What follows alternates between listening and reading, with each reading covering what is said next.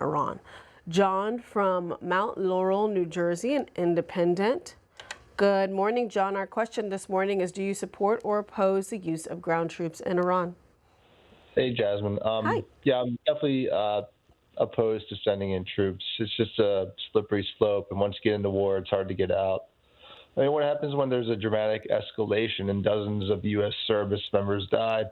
How do we expect to hold an island when Iran is a massive country? It's 3 times larger than Iraq, and drones can be sent from all over the country to hit our troops.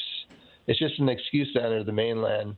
I mean, Iranians may not want their regime, but they don't want America, and definitely don't want Israel in their country either. Folks that are calling in, supporting this war, are just really deluding themselves.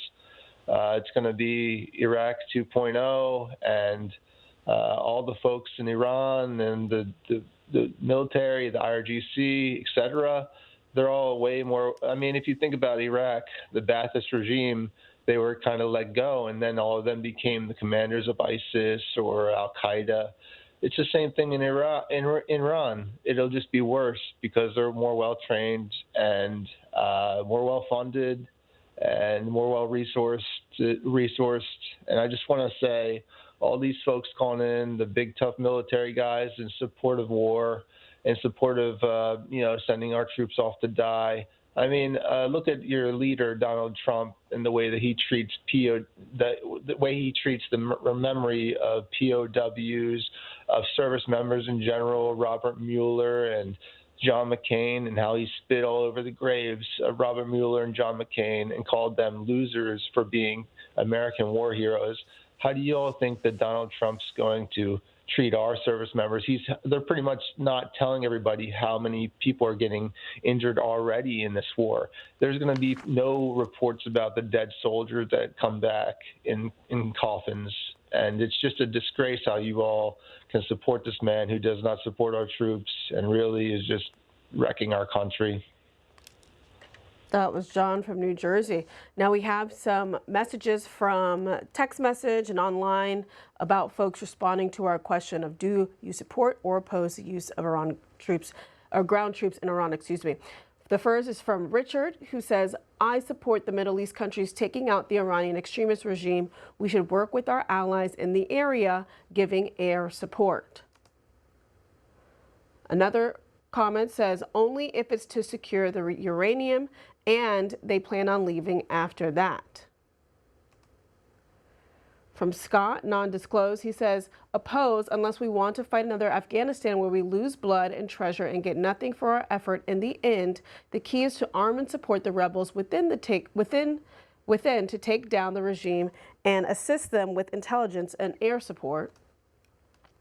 Steve Hendrick says, ask me when it's not a hypothetical question. I have a feeling U.S. involvement is going to end pretty soon.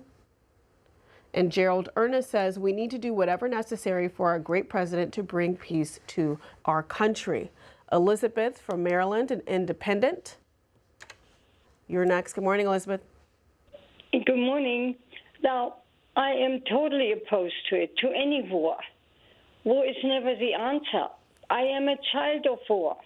The Russians came when I was a little girl to East Prussia, where I was born, and we fled and we hid.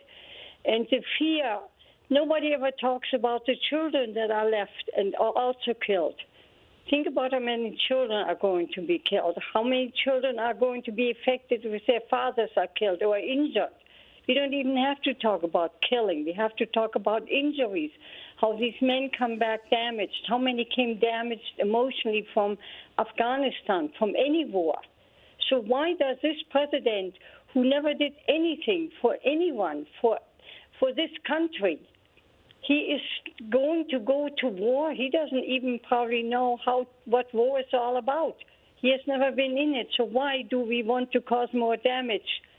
Get out of Iran. Leave Iran alone. Why doesn't Saudi Arabia fight that war, or Egypt go and fight them? Why do we?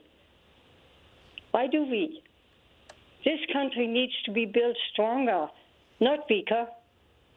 And that will not do anything for us, and certainly not for the people that are being killed and losing a loved one, either in this country or in any country.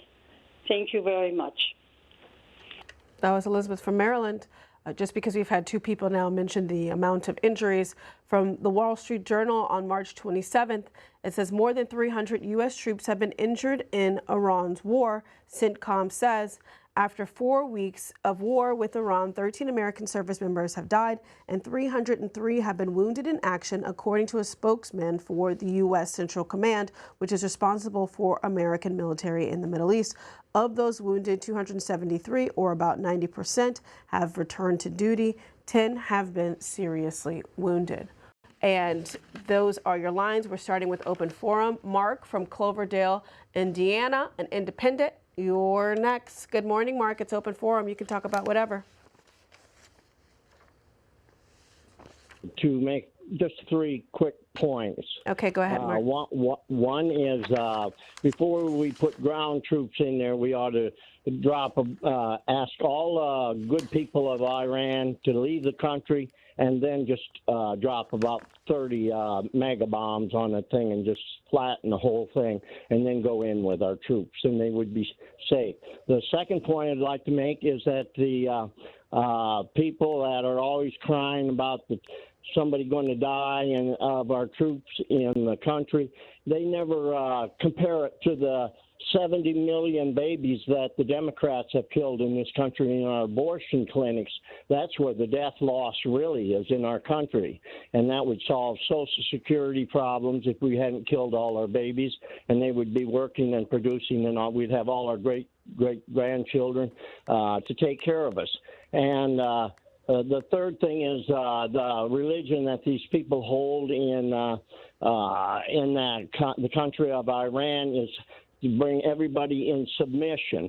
And you can see that even in their practical life, how they take women, and if they don't wear their headdress or they speak up or anything like that, they take them and beat them so bad their bodies are almost like hamburger.